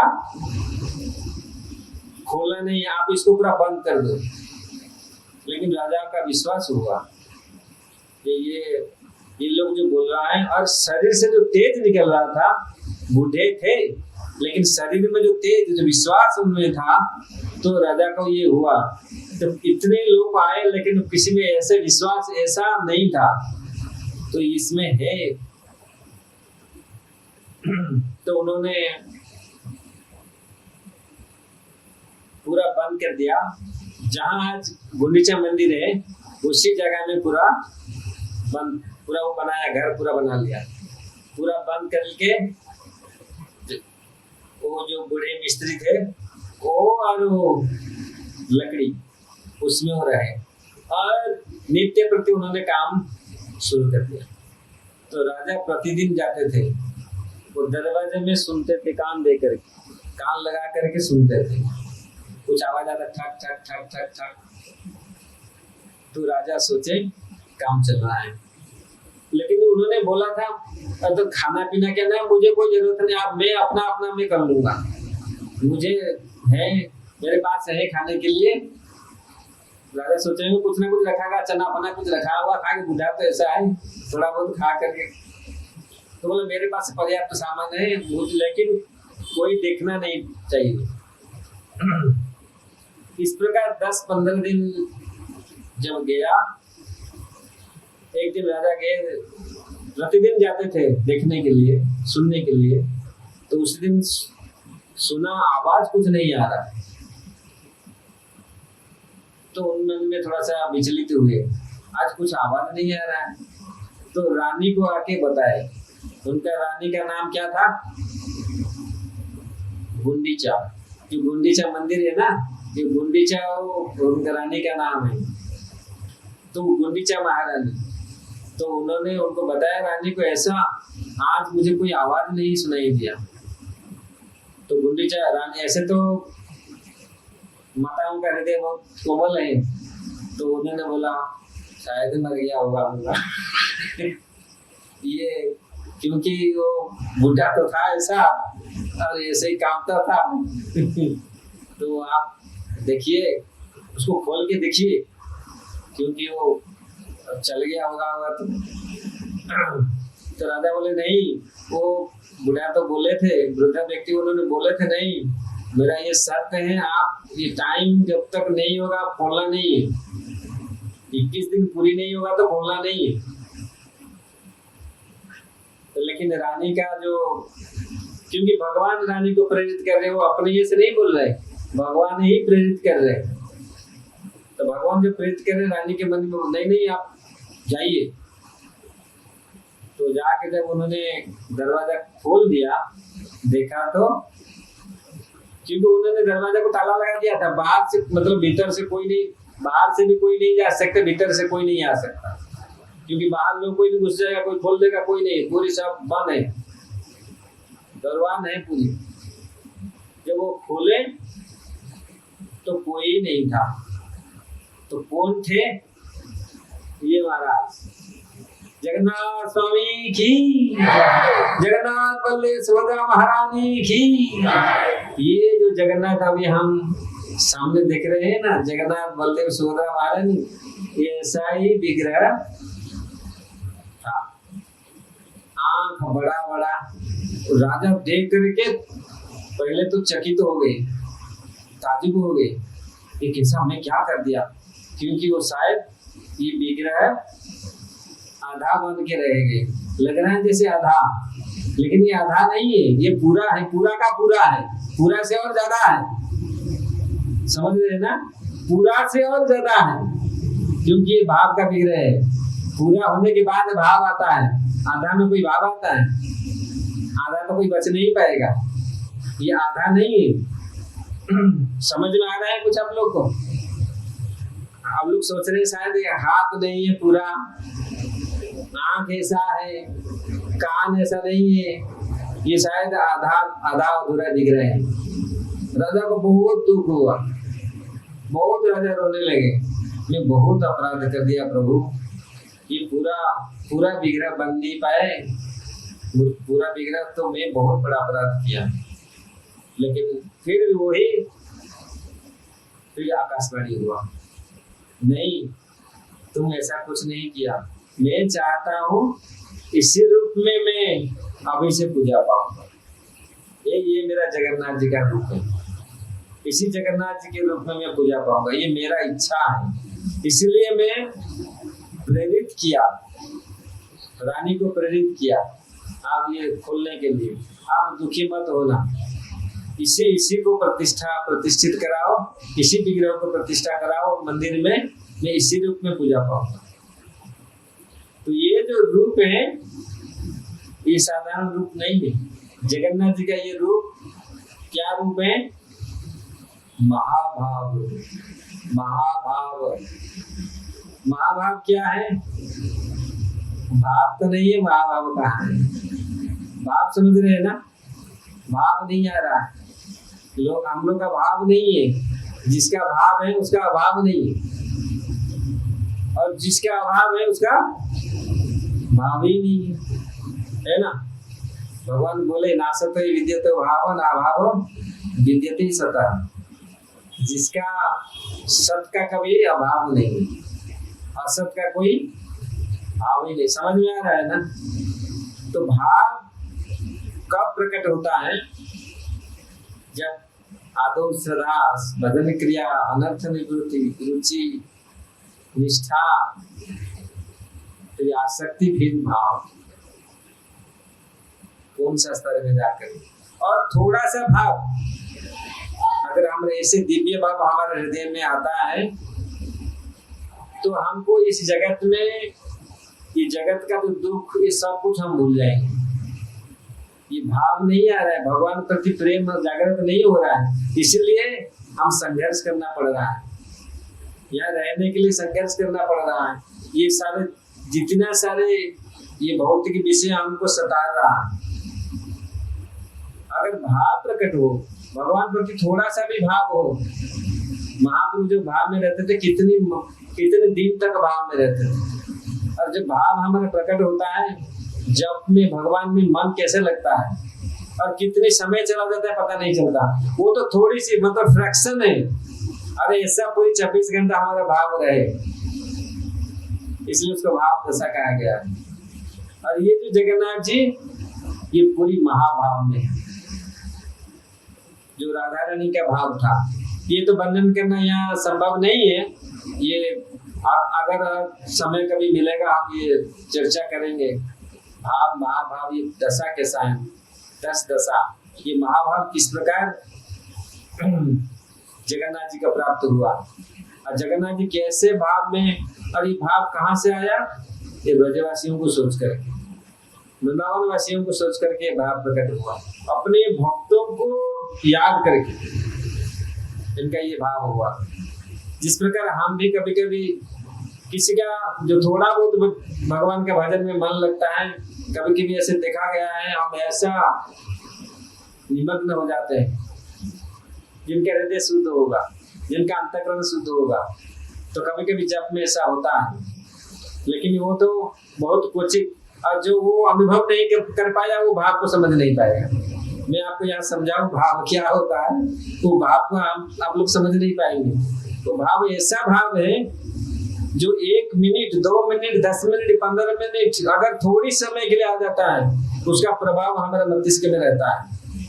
और भगवान में ऐसा चित्त निविष्ट हो जाता है, आविष्ट हो जाता है, हमारा इंद्रिय, ये बाह्य इंद्रिय कुछ काम नहीं करता। वो भाव दशा है, उसका वर्णन हमारे आचार्य लोग पूरी वर्णन किए हैं। और जो उसी स्तर को गया है, थोड़ा बहुत भक्ति भाव है, वो भाव को प्राप्त किया है, उसका अनुभव होगा। तो महाभाव ये है। जगन्नाथ जी ऐसा उनका आंख, ये आंख ऐसा आंख नहीं है, आंख में पलक नहीं है। कौन सा आंख में पलक नहीं होता? पलक नहीं है, ऐसा देख रहे हैं हम लोग, आंख का पलक आ जाता है, क्यों? उसमें पलक लगा हुआ। लेकिन अगर कभी आप कभी कभी देखा ना, ऐसे देखते रहते हैं, एक टक पलक गिरता नहीं, क्यों? जब पूरा संपर्क हो जाता है, कोई ऐसे आनंद का वस्तु हम देख लेते हैं, आंख और पत्ता को नहीं खोल, मतलब पूरी आंख का पत्ता को नहीं हम लोग डालते नहीं, पलक को बिल्कुल डालते नहीं, ऐसा पूरा आंख ये करके लगाते देखते हैं। तो जगन्नाथ का ये ऐसा, उनका पलक गिरता ही नहीं, ऐसा पूरे देखते रहते हैं। और देखना भी चाहिए, कलयुग में पलक गिरेगा तो कितनी क्या क्या काम कर लेंगे, ऐसे देख करके फिर भी लोग क्या काम कर लेते हैं। जगन्नाथ जी सब देखते हैं, उनका पलक गिरता नहीं, इसीलिए उड़ीसा में बोलते हैं जगन्नाथ सब देखते हैं, चकाखी सबू देखुच। इनका आंख बहुत बड़े बड़े गोल गोल राउंड आंख है, और देख करके पूरा बैठे हैं, जगत को देखते हैं, भक्तों को देखते हैं, हमारे भाव को देखते हैं, हमारे अंतःकरणों को देखते हैं, सब कुछ को पहचानते हैं। यही भगवान का भगवत्ता है, और पूरे ध्यान से देख रहे हैं। तो इस प्रकार वृंदावन वासियों की याद में पूरी ये रह रहे, अपने प्रेमी भक्तों को याद में पूरी ऐसा रूप उन्होंने लिया है, और इसी रूप में पूजा पाने के लिए उन्होंने स्वीकार किया है, और इसलिए उनका नाम है जगन्नाथ। जगन्नाथ, हाथ ऐसे आओ, मतलब उनका हाथ अनलिमिटेड है, हाथ छोटी हाथ नहीं है, आओ मतलब सर्वत्र पाणिपाद, भगवत गीता में वर्णन किया गया ना, मेरा हाथ मेरा पांव सब जगह में है। ये अनलिमिटेड अनंत है, उनका नहीं हाथ छोटा है, वो इसलिए हाथ ऐसे करके बैठे हैं, आओ मेरे पास, बुला रहे आने के लिए। जगन्नाथ आपको मिलने के लिए तैयार है, तो इसलिए ऐसे नहीं है हाथ उनका नहीं है, हाथ छोटा हो गया, नहीं, हाथ अनलिमिटेड हाथ है, सब जगत आप तक पूरी पहुंच जाता है। जब दासिया बाबू एक भक्त ने गया था, आप सुने होंगे उसका कहानी, एक आ रहा है जगन्नाथ जी का कोई लीला, इसमें एक भक्त हुए हैं, जाति में शूद्र थे, वो बुनते थे, कपड़ा बुनते थे गाँव, लेकिन इतने पति पत्नी इतनी जगन्नाथ जी के भक्त थे, ज्यादा समय की बात नहीं है, 300-400 साल का घटना है, पुरी के पास अभी उनका गांव है। वो गांव जहाँ जिस गांव में रहते थे, देखो जगन्नाथ जी का लीला, भगवान का लीला 2 प्रकार की है, प्रकट लीला, अप्रकट लीला। प्रकट लीला जब 5000 साल पहले भगवान कृष्ण आए थे, वो प्रकट, ये हरियाणा है, हरि के जहाँ आना जाना है, यहाँ हरि आते थे, आना जाना करते थे, आप लोग सब भाग्यवान हैं, ये भगवान का धरती है। ये प्रकट 5000 साल पहले आए थे, सब लोग देखे थे, हमारे पूर्वज जो लोग यहाँ पर होंगे, ये लोग सब चक्षु से पूरा दर्शन किए थे, उनको सब चक्षु से दर्शन किए थे।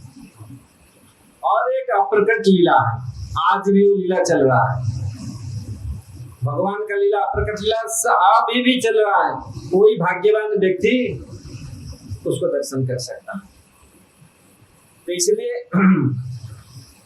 जब जगन्नाथ जी का ये आज भी जगन्नाथ जी का लीला अभी भी पुरी में चलता है, वो भी भक्तों के साथ ऐसे ही प्रेम जो सुंदर अपनी प्रेम के भाव को लेकर के अर्पित करता है, भगवान उसको तुरंत ग्रहण करते हैं। ऐसे भी आज भी घटना ऐसे घटित होता है, ऐसा नहीं है उस समय होता था अभी जगन्नाथ चले गए, नहीं, जगन्नाथ जी हमेशा सत्य तो हमेशा रहता है, वो परम सत्य है। इसलिए कभी भी जगन्नाथ चले नहीं गए, जगन्नाथ जी हैं, हर कण कण में बसे हुए हैं, इसलिए उनका नाम है जगन्नाथ। जगत सारा जगत का ये नाथ है, सबका भाव को, सबका मन को, सबका भाव को वो जानते हैं। इसलिए जब ये जो भक्त हुए हैं उनका गांव पास में था, जाति में शूद्र थे, लेकिन उनका भाव, पति पत्नी का भाव इतनी शुद्ध था जगन्नाथ जी के प्रति, तो उन्होंने जो कार्य करते थे, कपड़ा का बुनते थे, तो कपड़ा बुन करके एक उसी गांव के एक ब्राह्मण थे, उनको कपड़ा उनका बुन करके उनको दिए, तो उन्होंने उसको कुछ पारिश्रमिक देते थे जिसकी उसके घर में उनका चलता था। तो बोले इसी बात मेरा पारिश्रमिक की जरूरत नहीं है, आपका वो जो ब्राह्मण थे उनके घर में एक नारियल का पेड़ था, और वो नारियल पेड़, नया नारियल पेड़, हमारे उधर उड़ीसा में ये आज भी वो परंपरा है, कोई भी नया पेड़ में, चाहे आम हो, कटहल हो, ये नारियल हो, जब नया पहला पेड़ नया फल, पहले बार जो फल आता है वो जगन्नाथ जी को अर्पण करते हैं, पहला फल जगन्नाथ जी को लेके देते हैं, तो जगन्नाथ जी बहुत प्यार से उसको ग्रहण करते हैं, ये मान्यता है आज भी। तो जब उन्होंने सोचा, देखा कि नया पेड़ है, नया फल आया है इनके बगीचे में, तो उन्होंने उसको रिक्वेस्ट किया, बोला देखिए मुझे पैसा नहीं चाहिए, मुझे ये नारियल दे दीजिए, क्योंकि मैं नारियल आपका ये नया ना, मैं तो लेके जाने के चाह था, मेरा भी इच्छा था ये फल को लेकर के जगन्नाथ जी को अर्पण करूं, अगर तुम्हारा इच्छा है ठीक है ना, मेरे को दे दीजिए, आप जो पैसा लेना उसी पैसा आप ले लीजिए, मैं ऐसे नहीं लूंगा। तो बोला ठीक है, तो नारियल को उन्होंने उनको दे दिया। तो नारियल लेके आए, वो सोचे थे मैं जाऊंगा, लेकिन ऐसा कार्य बहुत रहा तो उन्होंने जा नहीं पाए। तो बहुत सारे जगन्नाथ जी के रथ यात्रा के समय जगन्नाथ जी के मंदिर में उससे पहले लोग जाते हैं दर्शन करने, गांव से बहुत लोग जाते थे। तो ब्राह्मण जा रहे थे, उन्होंने देखा वो जा रहे जगन्नाथपुरी, 10-15 किलोमीटर दूर है, तो उन्होंने वो ब्राह्मण को नारियल दिया, बोला मेरा ये नारियल को आप जगन्नाथ जी को देना, अगर जगन्नाथ जी स्वयं अपने हाथ से उसको ले ले तो उनको देना, नहीं तो मेरा नारियल वापस ले आना। वो ब्राह्मण बोले ये कैसा पागल है, जगन्नाथ जी को ये हाथ से उठा के लेते हैं थोड़ी, अरे जगन्नाथ जी के सामने जाकर के पीट करके उनको भोग लगा करके जगन्नाथ जी को देते हैं। तो लेकिन उन्होंने ठीक है, ऐसे बहुत सारे लोग बहुत सारे भोग पदार्थ दिए जगन्नाथ जी को भोग लगाने के लिए, तो उन्होंने उसको लेके गए, बांध करके गामछा में डाल करके गंठली बांध करके लेके गए। तो जगन्नाथ जी के मंदिर में गए, सब भोग अपना दर्शन किया, भोग अर्चन किया, तो उसका याद आया, अरे वो दासिया का, उसका नाम था दासिया बाबूजी, तो उसका याद आया, अरे वो बोला था मेरा नारियल को जगन्नाथ जी को अर्पण करना, और अगर जगन्नाथ जी स्वयं अपने हाथ से उठा के लेंगे तब देना। ये पागल है, ये कहाँ, ठीक है वो बोला है ऐसे, ठीक है। तो उन्होंने क्या किया, गरुड़ जो आप लोग दर्शन किया होगा जो जगन्नाथ जी का गरुड़ स्तंभ है, गरुड़ जी जो रहते हैं पूरा लास्ट में, वही उन्होंने वो नारियल को दिखाया, जगन्नाथ जी ये आपका वो दासिया ने दिया, एक नारियल आपका लो उसका विश्वास नहीं है, वो ब्राह्मण का विश्वास नहीं है, ये लेगा नहीं। लेकिन वो कहा जगन्नाथ जी का ऐसे थोड़ी उतार देने का, लेकिन जो भक्तों का विश्वास था जगन्नाथ जी मेरे सामान को लेंगे, मेरा जो, तो वो प्रेम का अर्पण किया हुआ वस्तु था।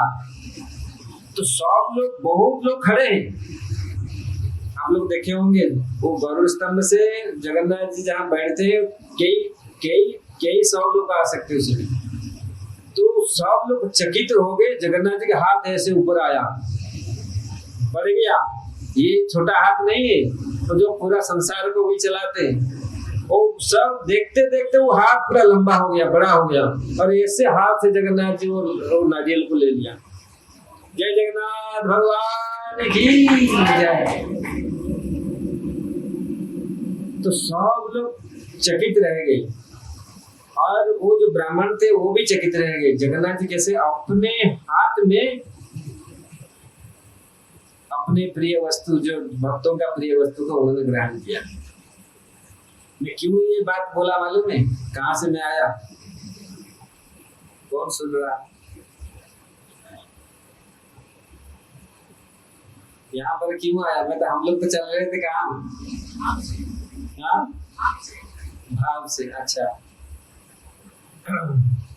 इससे और पहले क्या बोल रहा था? तो वास्तविक यदि अगर हमारे पास भाव है तो जगन्नाथ जी चैतन्य चरितामृत में एक कृष्णदास कविराज गोस्वामी बोलते हैं, भक्तर द्रव्य प्रभु काढ़ी काढ़ी खाए। कुछ समझ में आ रहा है? बंगाली पैर में है ये। भक्तों का द्रव्य, द्रव्य समझ रहे हैं ना, भक्तों का पदार्थ वो भगवान निकल के काढ़ी काढ़ी मतलब निकल के खा रहे हैं। और भक्त का पदार्थ को तो देखते ही नहीं, कितना भी लगा हुआ हो, कितना भी भंडार लगा हुआ हो, अगर भक्ति नहीं है, भक्त नहीं है, तो भगवान देखते नहीं कुछ। तो ये है और उसी से हम ये पता चलता है भगवान किस प्रकार अपने वस्तु को अपने आप ले जाते हैं, भक्तों का जो भाव को कैसे वो ग्रहण करते हैं, उसी से वो बहुत बड़ा आज भी पहले जो ऐसे श्रेणी के लोग मंदिर में प्रवेश नहीं करते थे, उनको अलाउ नहीं करते थे, तब से जगन्नाथ मंदिर में सब लोग प्रवेश किया। ब्राह्मण, क्षत्रिय, वैश्य, शूद्र सब लोग का प्रवेश हुआ, क्योंकि जगन्नाथ जी पूरा खोले सबके लिए पूरी है। आज भी सब लोग जो सनातन परम सब लोग ब्राह्मण, क्षत्रिय, जो चार वर्ण आश्रम का लोग का पूरी जगन्नाथ जी का मंदिर, वही भक्ति से देखो पूरा चेंज हुआ। पूरी जगन्नाथ जी वो जो व्यवस्था था, तो व्यवस्था को पूरी चेंज किए। ऐसे तो बहुत सारे चीज, अगर हम लोग 1-2 दिन में ये कथा हम लोग करेंगे तो ये सब धीरे धीरे आएगा। बहुत सारे कथा हैं जगन्नाथ जी के बारे में। तो इस प्रकार राजा इंद्रदम्न, हम लोग राजा इंद्रदम्न के थे, कहाँ पर थे?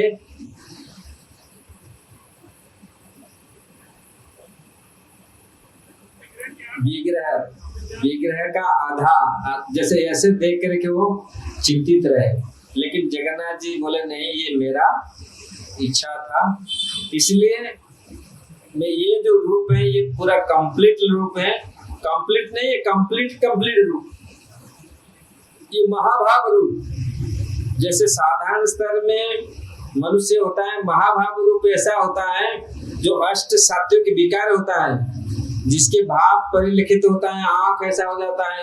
महाप्रभु ये भाव दिखाए। जब महाप्रभु चैतन्य महाप्रभु आए थे, जब कीर्तन करते थे ऐसे उछलते थे, और उनका हाथ पांव 7 फुट से क्या 15 फुट हो जाता था, ऐसा गिरते थे।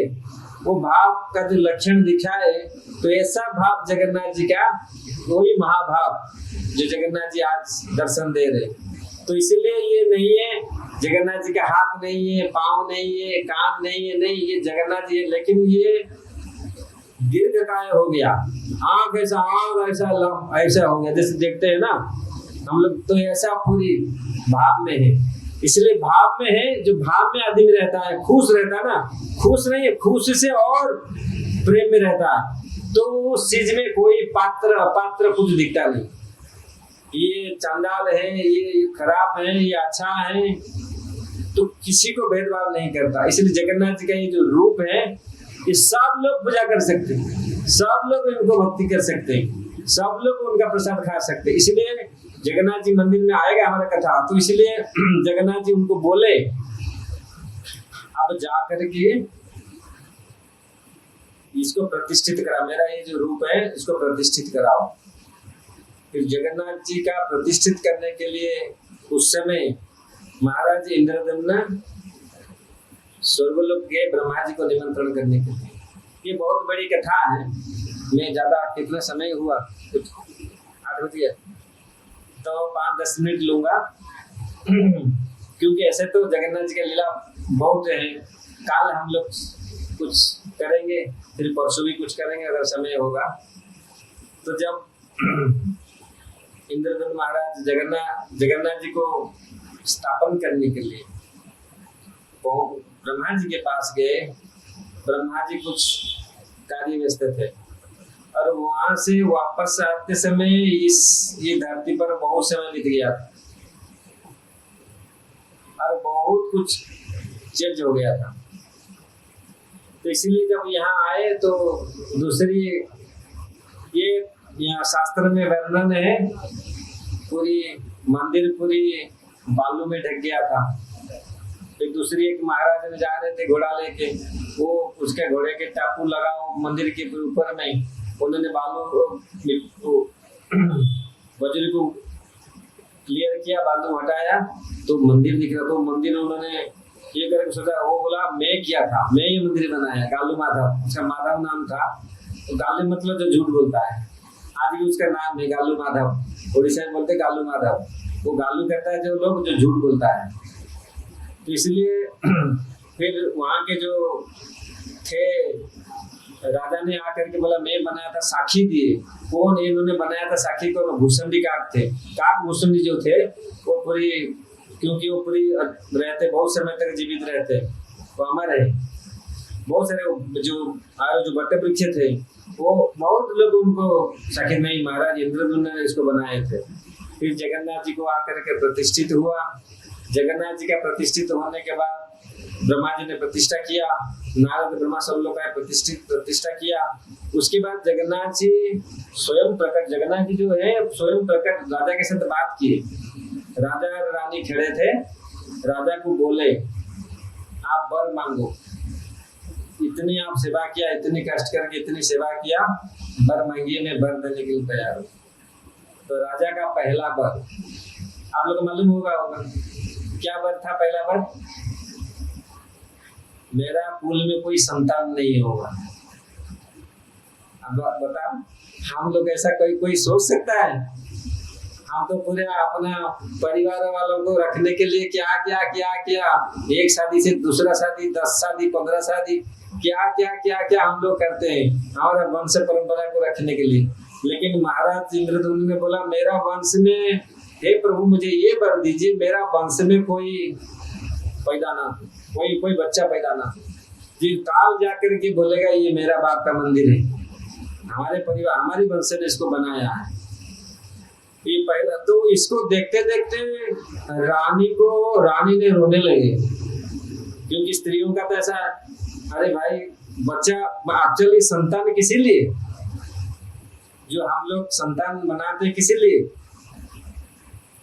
हमारा सनातन परंपरा में ये है ना, हमको पानी देगा, पानी मतलब श्राद्ध देगा, श्राद्ध अर्पण करेगा, मेरे संतान मुझे श्राद्ध देंगे। अरे हमारा श्राद्ध कौन देगा?